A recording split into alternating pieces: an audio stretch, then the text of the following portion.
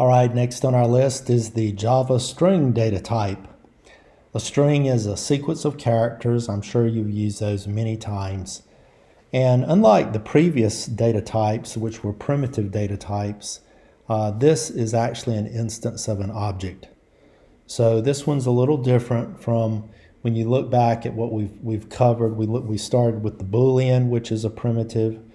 We looked at the char, which is a primitive. We looked at the integers, that is the byte, the short, the int, and the long. All of those were primitives. And we looked at two floating point primitives, the float and the double.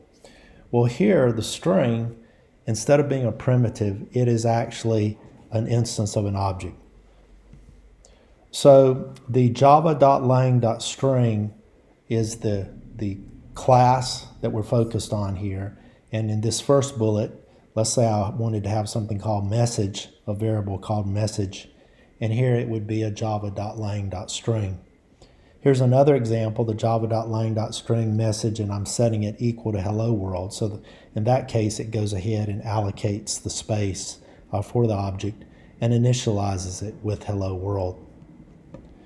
Now, there are many operations that can be provided with strings. In fact, probably when you were taking Java, you probably had a lesson just on the string class, because there's so many operations that can be performed on it.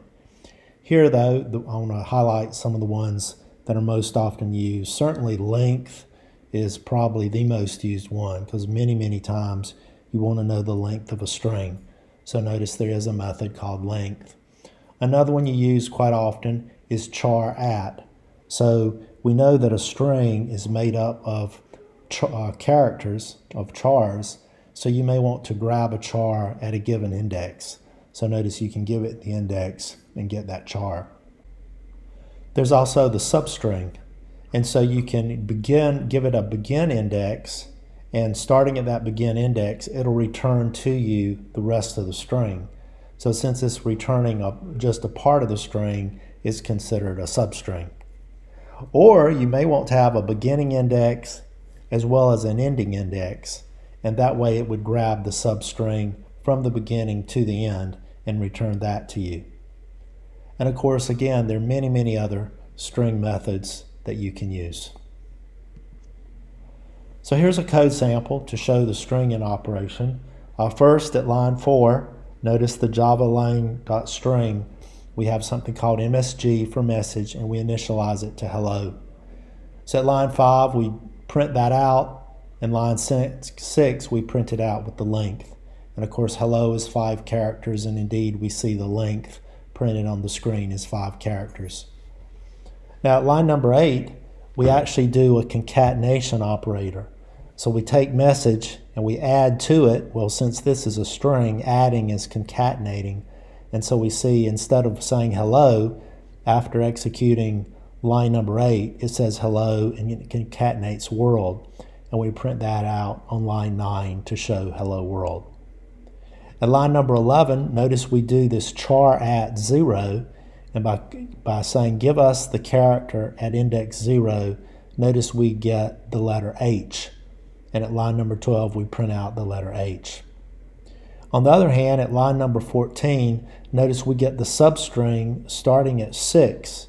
So starting at index 6, so you start 0, 1, 2, 3, 4, 5, 6. And at index 6 is where it starts with the W. And so at line 14, when we say give us that substring, it's basically everything from W over, which in this case is the word world. Yet another one, we do the substring. In this case, we take 4 to 7. So we go to index 4.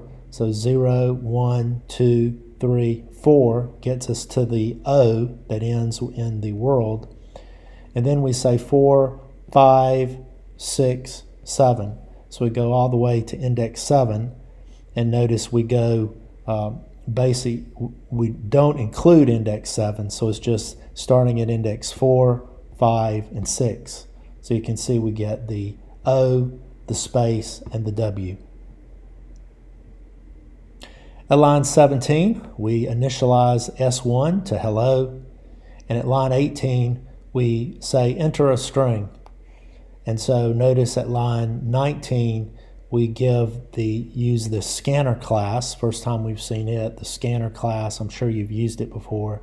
We say we want to create a scanner, an instance of a scanner, and we're going to grab the input from system.in.